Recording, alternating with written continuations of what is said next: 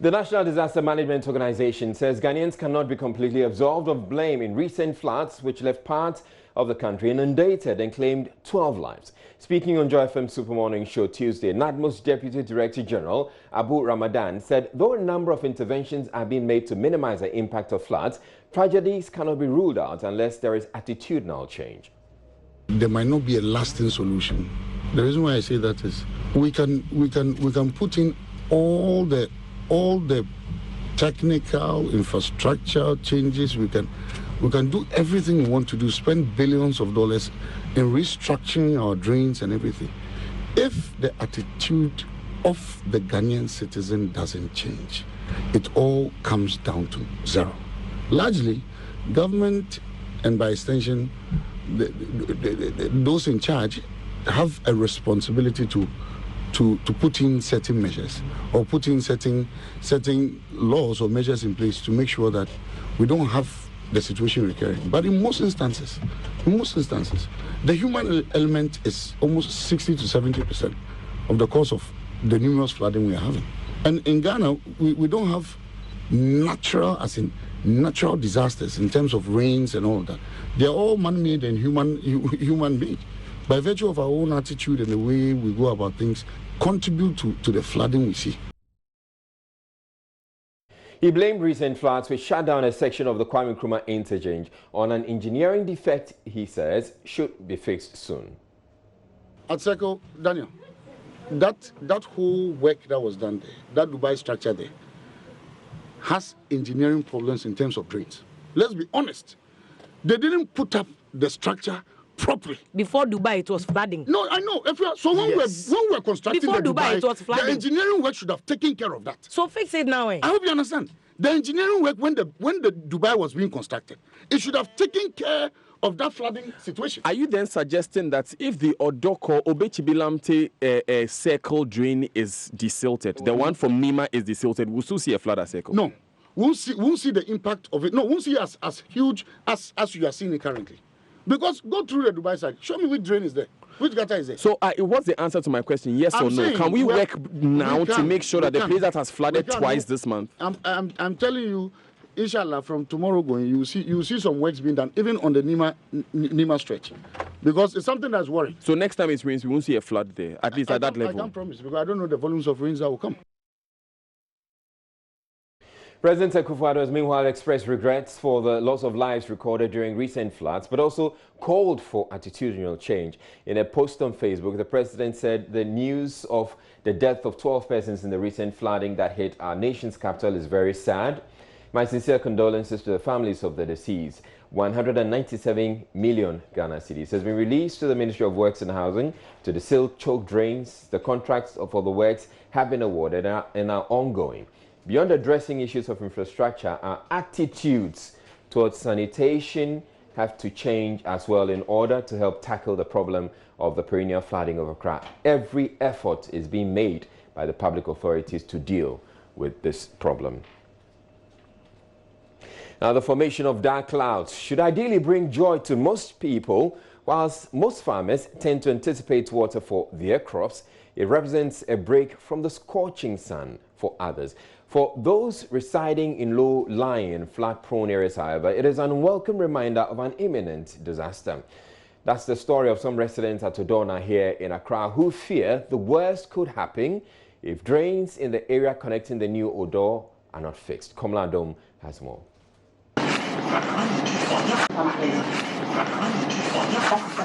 2 days after Sunday's rains, some residents here at Odorna in Accra are still clearing the residue. Flood waters swept through some homes here at Dance Bar behind the Odorna market, destroying several properties.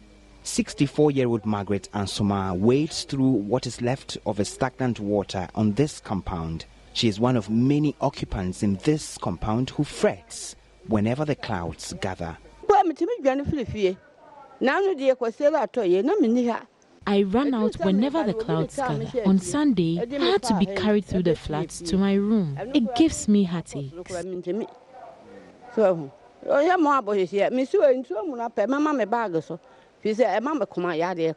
For years, residents have been enduring the floods. Evacuating is not an option for them because accommodation here comes relatively cheaper.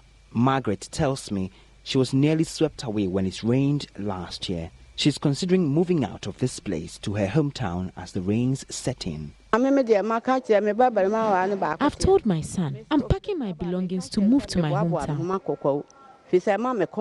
All the occupants in this compound, including her children, had to move up this building when their rooms were submerged in flood waters. It's scary. Whenever it rains, everyone runs up this building, which could cave in. As many as 6 houses on this stretch were affected, and 32-year-old Nana, not her real name, says they are helpless. When we see that it's about to rain, we don't sleep. As at now, we only pray to God to intervene because the situation here is very bad and we don't know what they are doing about it. Walls came down. Provisions from this shop were washed away. Room furniture and other appliances were destroyed after a few minutes of rain. The gutter is very small, so when it comes like that, the pressure is too much that it can't enter into the small odor very fast, and so it gets flooded and then it enters into people's rooms and then houses. At this rate, the residents here say another heavy rain means only one thing: more destruction to property and threat to lives. They, however, believe expanding these drains that feed into the new Odo channel could mitigate the impact of the rains. Until then, when the clouds form again, residents would have to live with the trauma of a possible disaster. Now, we also visited Glefe, another flood-prone community in the Ablekuma West municipality here in Accra, where residents believe construction of storm drains is a solution to the perennial floods they have to endure. Joy News' Henry Kwesi Badu reports the lives of residents, mostly children, are at risk each time there is a heavy downpour. Here is his report.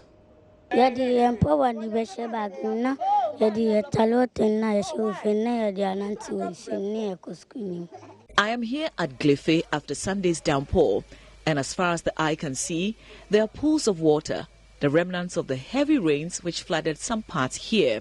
In this community, full of ramshackle structures, scraps and children walking barefooted, the water is greenish, littered with multicolored plastic. Augustina Boateng is a JHS1 student. She narrates the strategy many students here deploy anytime it rains and they are to attend school. Augustina wants government to fix the problem. We feel bad in the community. The community are flooded. Even when you are going to school, man, we wear sandals. When we walk in the rain, even our school, there is water in the school. We want the government to come and help us. Even our grandmas, when they see the rain even falling, they start crying. Patience Tayi tells me she placed her grandchildren on a wardrobe when it rained last Sunday after her apartment became flooded. We are unable to step out of our homes whenever it rains.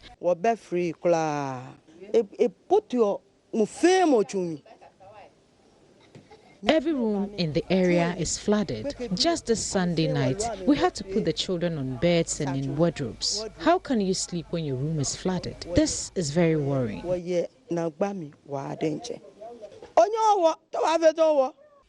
Regina Nate has been living at Glefe since 1990. She laments she's unable to sleep anytime it rains.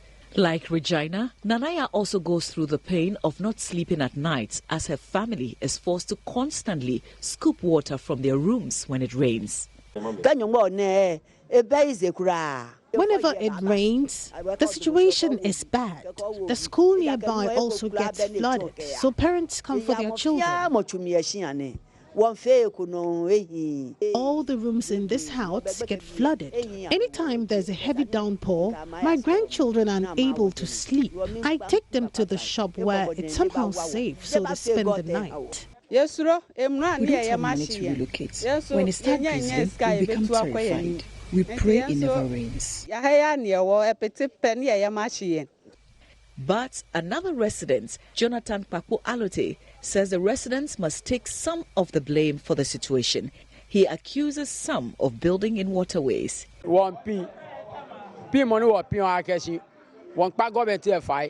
Really suffering.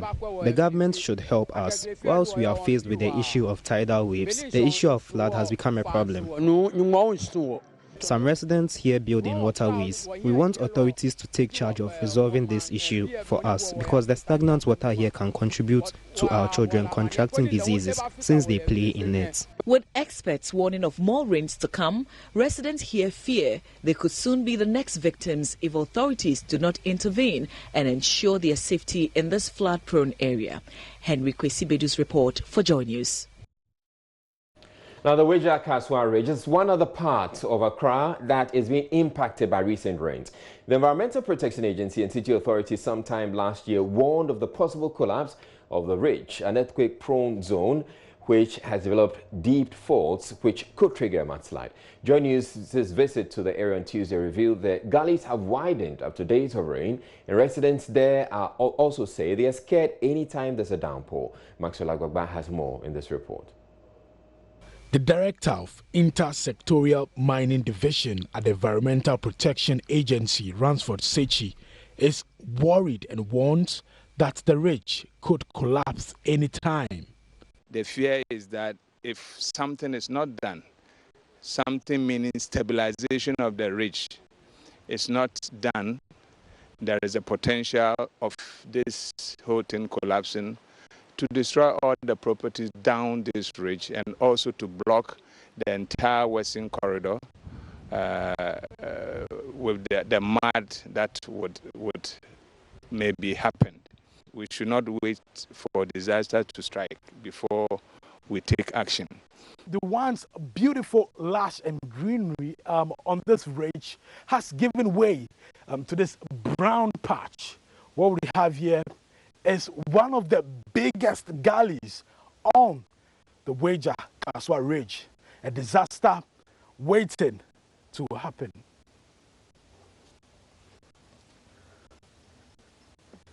Months ago, when we visited the ridge, we saw the devastation caused by quarrying activities and the felling of trees.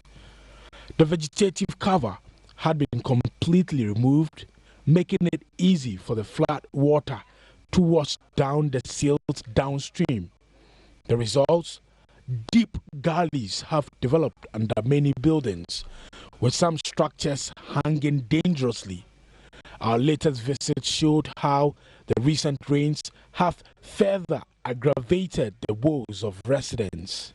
Chief Bibiaboko. Okay, Chief, what's your name? My name is Emmanuel. Emmanuel Adai has been living at the Weija Ridge for 11 years.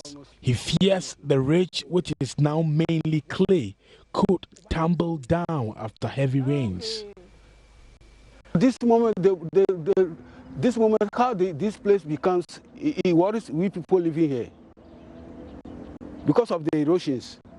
Because first, this place was not graded. This place will be flat land, and it's covered by grasses. So now they keep all the grasses off because of the taking the gravels. That's why we are disturbed for this area. So as we stay here, we are afraid. We are afraid seriously because anything at all can happen to us. We want you to come and look at here and solve our problems for us. Okay. Yes. Okay.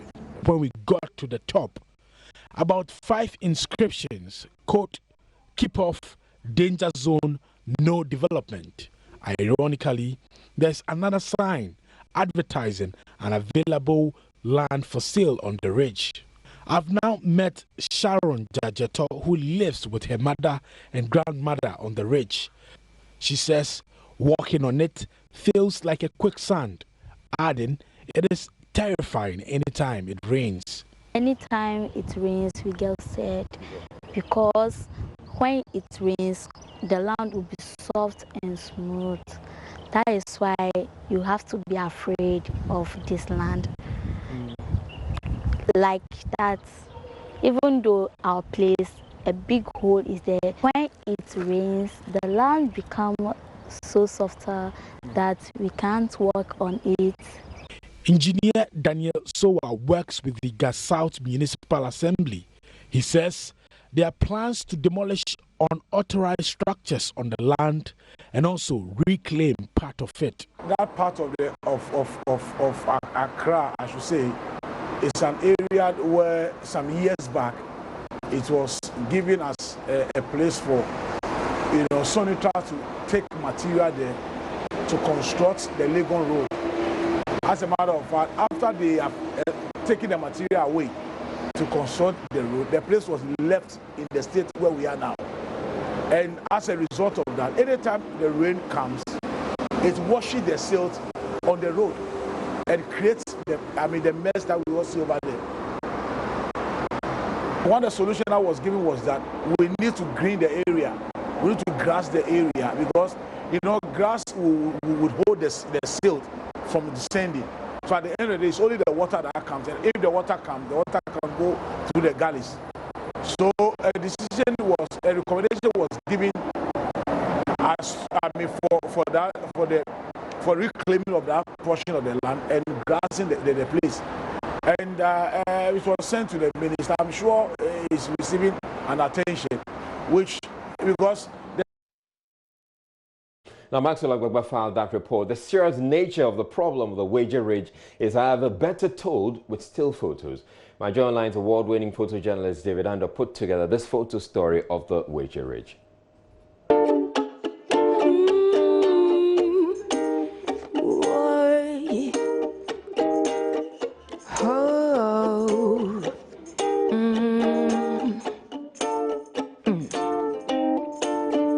There is fire on the mountain, and nobody seems to be on the run. Oh, there is fire on the mountain top, and no one is running. I wake up in the morning, tell you what I see on my TV screen. I see the blood of an innocent child, and everybody's watching. Now I'm looking out my window, and what do I see? I see an army of a soldier man marching across the street. Hey. What did it say? You're watching Joy News from. We're taking a break, but still ahead in the bulletin. Opposition National Democratic Congress describes as political the prosecution of its national chairman and one of the executive over their remarks in a leaked audio recording. It's just political intimidation. I'm not sure it will end anywhere. It says it stands by its decision to prosecute the two. If the national chairman of the ruling party commits an offense, he ought to be tried. Simplicity. No one is above the law, and the Constitution itself is very clear on this matter. We have that and more coming up in the bulletin. Do stay tuned in.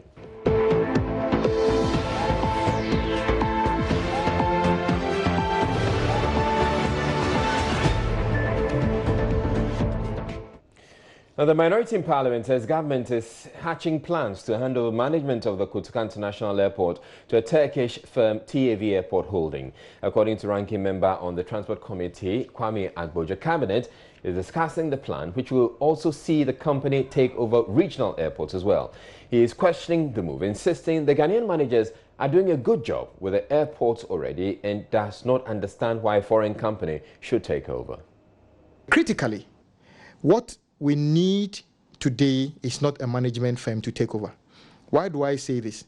When the minister was here to help us shepherd the new civil aviation bill, one critical part of that bill was the requirement to establish aircraft accident and serious incident investigation unit, because some of the conventions we have signed up to require us to do that to be able to be up to ICAO standards.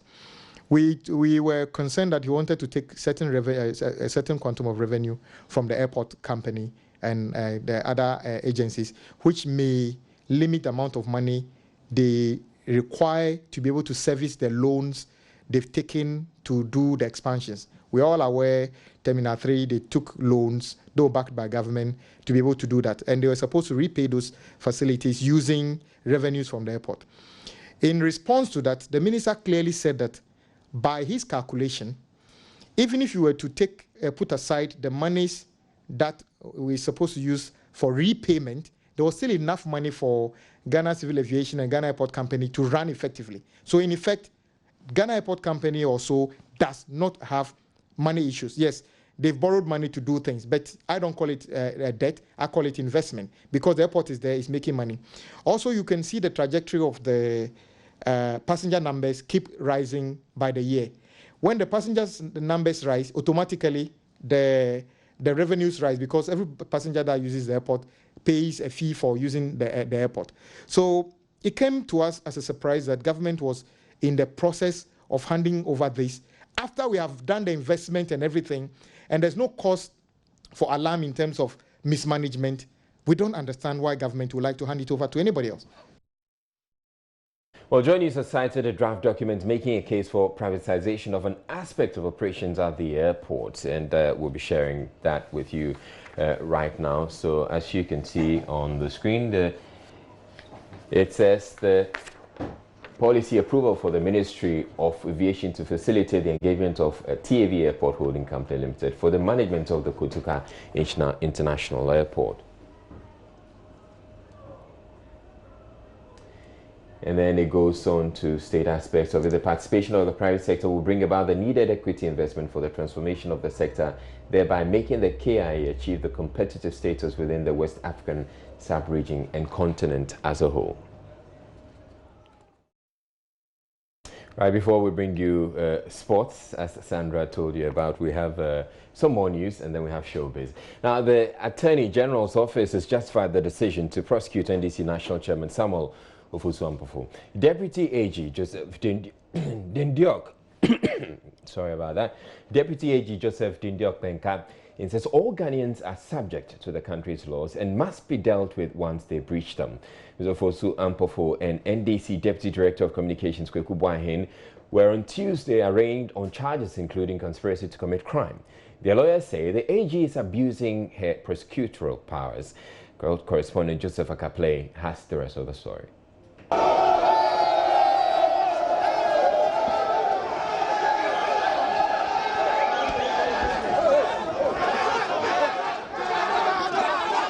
I don't see the reason why this matter should even come to the court in the first place. For me, it is as if the CID have no work to do. I share the same because look at what happened at SYZ recently about Ousou-Bempah. Ousou-Bempah should have called by now. Top NDC members, including flag bearer John Dramani Mahama and many supporters, were at the law court complex to support Mr. Ampofo, who is facing charges of conspiracy to cause harm and 2 counts of assault of a public officer. The NDC's Deputy Communications Director Kweku Boahen is also facing a charge of conspiracy to cause harm. The two pleaded not guilty, with their lawyers making an application for bail. Justice Samuel Osiedu granted them bail to the tune of 100,000 cedis with one surety. Lawyers for the two, however, say the AG is abusing their prosecutorial powers. Eddie Jutamaklo represents Mr. Boahen. A little search, a little investigation will show Kweku Boahen was nowhere at the NDC headquarters. So how in God's name would you proceed on the basis of this faulty assumption, proceed to process him for courts? I do not understand it. And I want to beg the learned Attorney General that some of this fusojarism should stop. It is a very noble office of the Attorney General. I mean, how in God's name do you bring a citizen of this republic, prefer criminal charges against him, when a little investigation would have demonstrated to you? It is just political intimidation. I am not sure it will end anywhere, because they themselves were not confident about the charges they were talking about. So we think that this is intimidation, but this is the beginning of the fall of the Nana Akufo-Addo's government.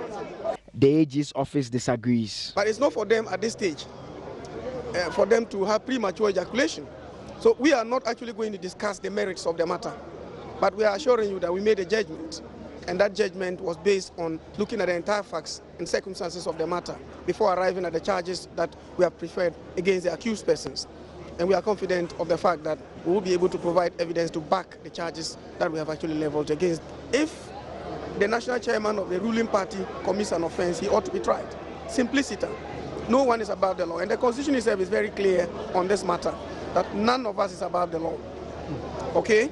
And so any person who falls foul of the law is made to face the law. If at the end of the day, the court finds you guilty or acquits you, that's the decision of the court. The court has directed the AG to furnish the accused persons with evidence to be used against them in the course of the trial. They are to reappear on May 6. The lawyers and the party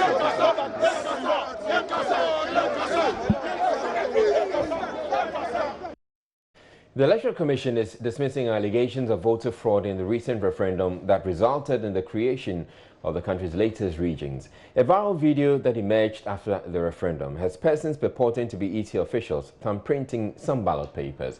The video, to some, was evidence of rigging of the referendum.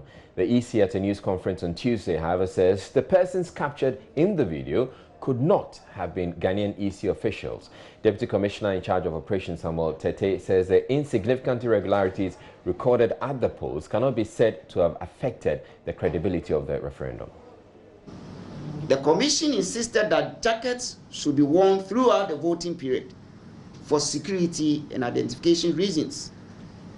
And all the coordinators and officers who monitored the voting confirmed that this directive was strictly complied with.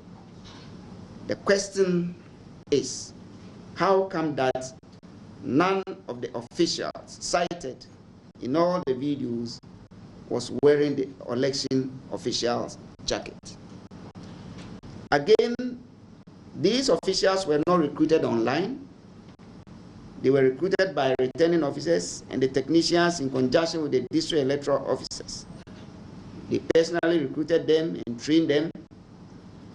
The returning officers handed the election materials to the officials personally, and they also went around monitoring and had personal interactions with these officials on the voting day. Finally, the election officials submitted the election results and materials back to the returning officers after everything was over. With these interactions,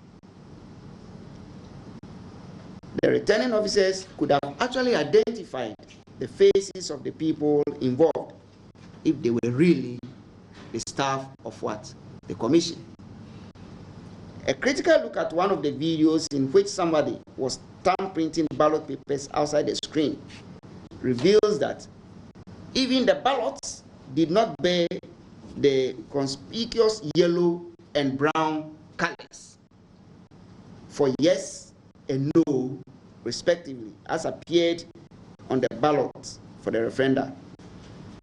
And in the same video, you also find out that the logo on the papers on the next table was the old one without the coat of arms, which we did not use for the referenda. It is instructive to note that all the documents we used for the referenda bore the original logo with a coat of arms which had been written. The EC Chair, Jean Mensah, vowed to protect the integrity of the Commission and will go every length to expose every wrongdoing, adding the IGP has been asked to also investigate the viral video. This is a matter that is very grave, and I think that, it's not something that the EC will condone with any of his staff, whether they are temporary or permanent.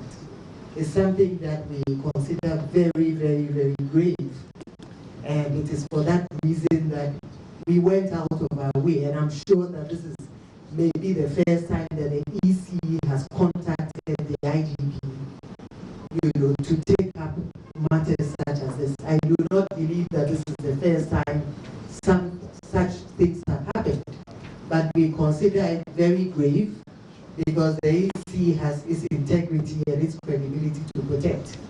We are all aware that in the recent past, the EC has had some damage to its credibility, and we do not condone in any terms, you know, acts that will seek to mar the integrity and the credibility of the EC. And so we are working very, very hard to restore any damage that has been done to the integrity of the EC. And we like to assure you and the general public that if any official, whether it's a permanent staff or a temporary staff, is found to involve himself. The Fisheries Ministry says it has secured some recycling facilities that will help rid the country's beaches of filth. The plastic menace has been topical in recent times, with some fishermen saying it is contributing to low fish production they are witnessing. Speaking at the Meet the Press series in Accra, the Fisheries Minister Elizabeth Afole-Kwei says her outfit has secured a plastic pelleting facility from the West Africa Regional Fisheries Program to help deal with the plastic pollution at the beaches. Last year, I was accused of having mentioned that the fishermen, you know, will be picking, you know, some plastics. I never said that during the close season, fishermen should go out and pick plastics. No. What I actually said was that under the West Africa Regional Fisheries Program, some plastic pelleting machines have been procured, and that in their free time, when an individual decides to pick some of the plastic to that facility, that individual could generate some money and also, in a way, clean up the environment, so that the plastic pelleting facility will be used to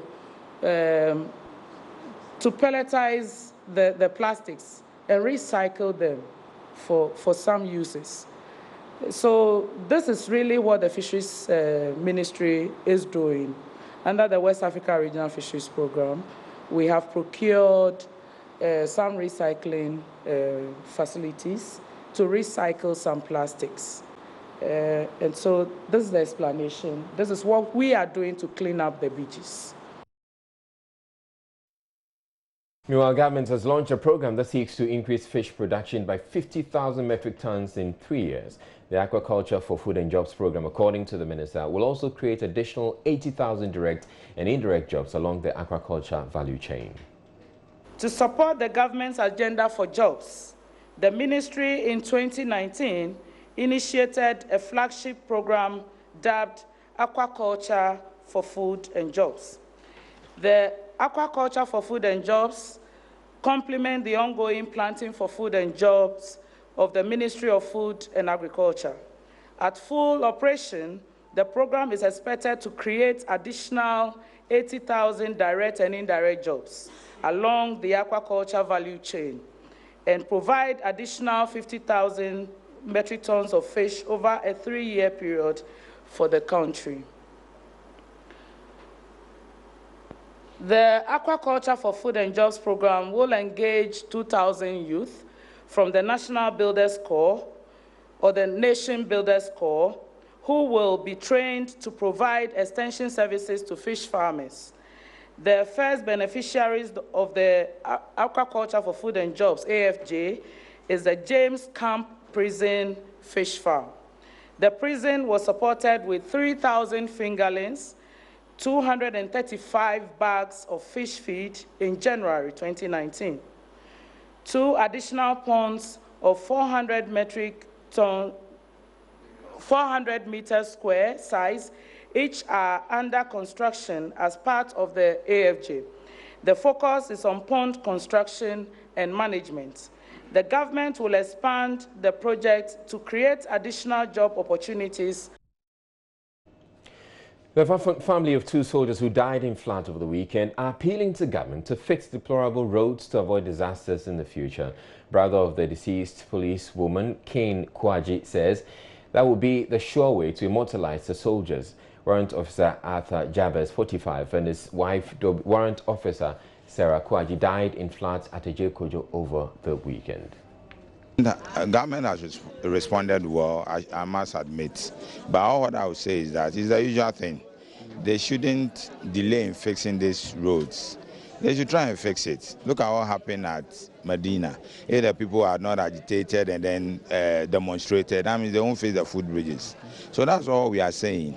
The money is there. They should fix them. So that's all I can say. And others don't fall victim.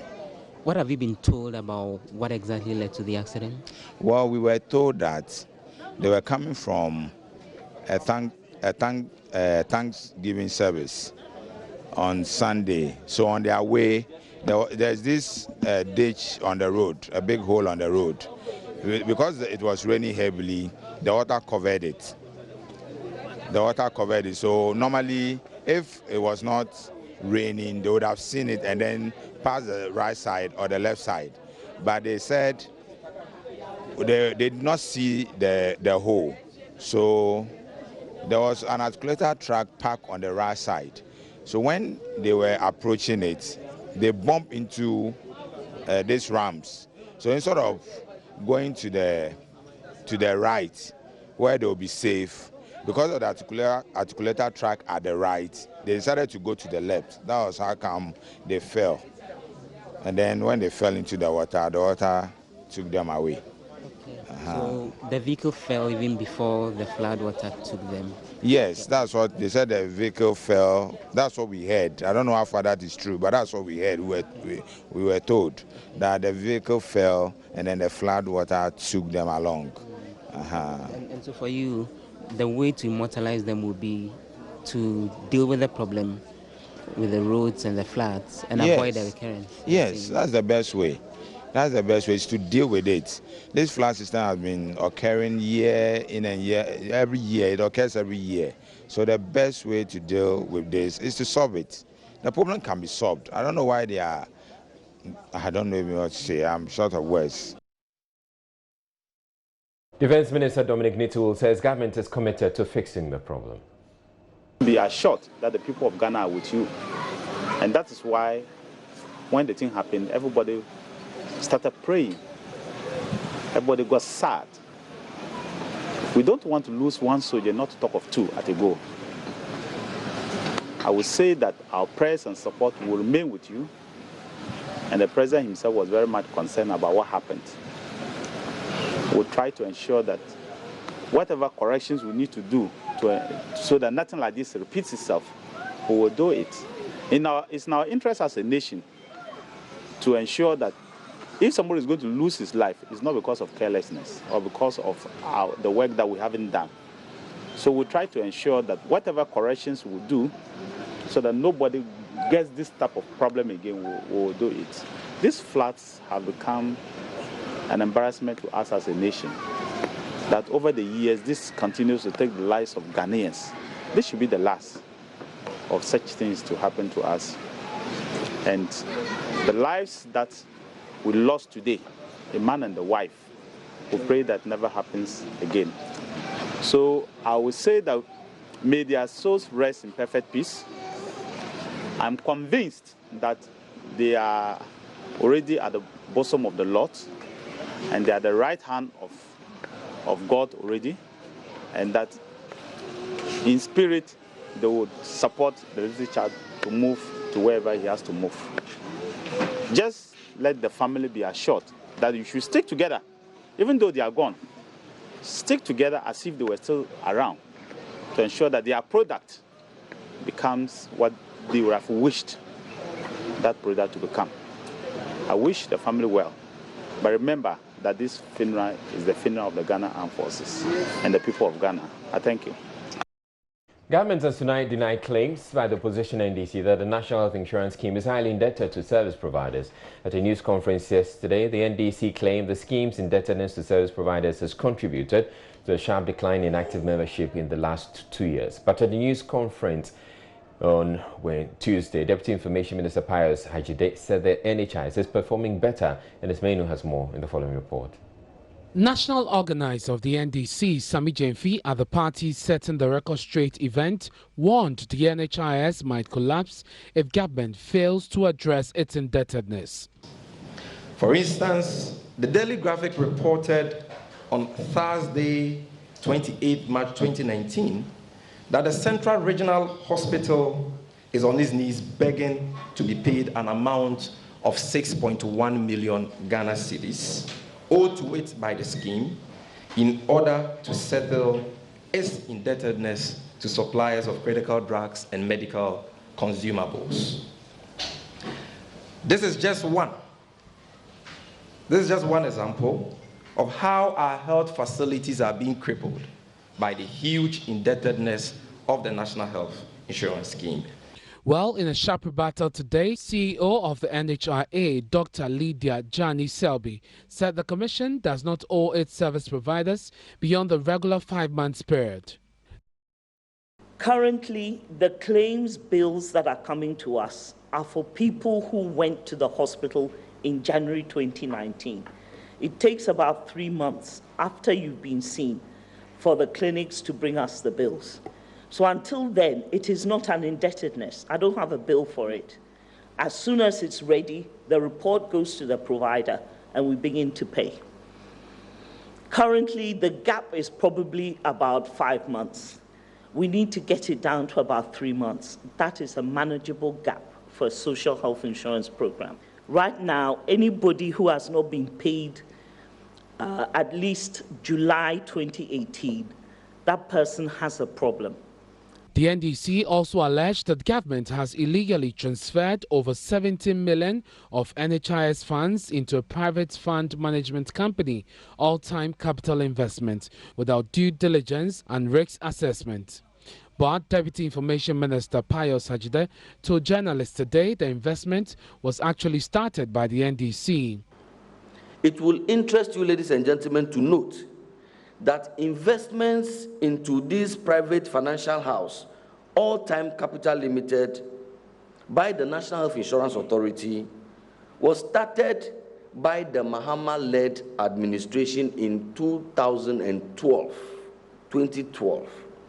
In fact, the placement of the first 5 million Ghana cedis in a 365-day fixed deposit investment took place on the 26th of July 2012.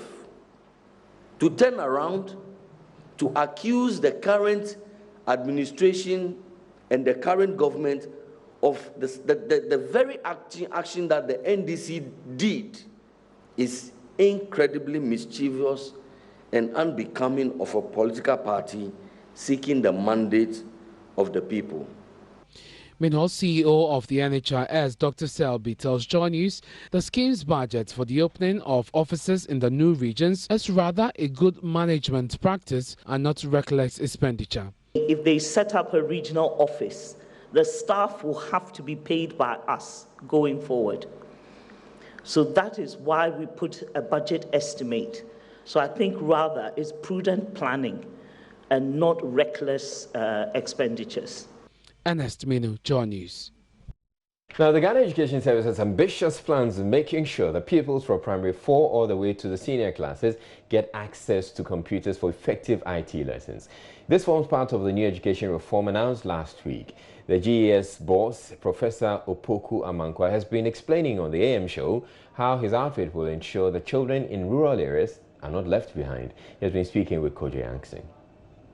Find a way around in resolving that issue of ICT that we don't have in our system already. Right. Okay. Yeah, it doesn't mean that we don't have a way to do it. The computing curriculum has spelled out the things that we need to do, and we'll make sure that we get them done, and then we'll move on. There are several areas where we may not be able to put. We can't put the computer there, but maybe we may not be able to do online things and things like that. But I believe that the technology exists for us to download things and do offline and all these things. So the computing curriculum spells out the things that we need to be doing. It is experts in those areas who have come together to put those things together. So I want to know, to believe that in September, will every class 4, class 5 and class 6 pupil in this country be able to effectively do the IT curriculum that you've introduced? That is our expectation. They all have, so even the schools under trees. That's our expectation. I know, but you must have a plan to make it happen. So yeah. Even the schools under trees will have computers? That's our expectation. The point is that for schools under trees or for areas where it is not convenient to have it in the class, it is also still possible to set up centers. You know, whether we will need centers or we will do it under trees and things like that. The key thing is that once the curriculum has spelled out things for us to do, we will ensure that we put in measures to achieve those things, because otherwise all the things that we have written will just be paperwork. So everything that we need, every effort, every step that we need to do that. And fortunately for us, the government is committed to it. All right, well, that's it for the bulletin. I'm Israelite. Thank you very much for watching. You have a good night.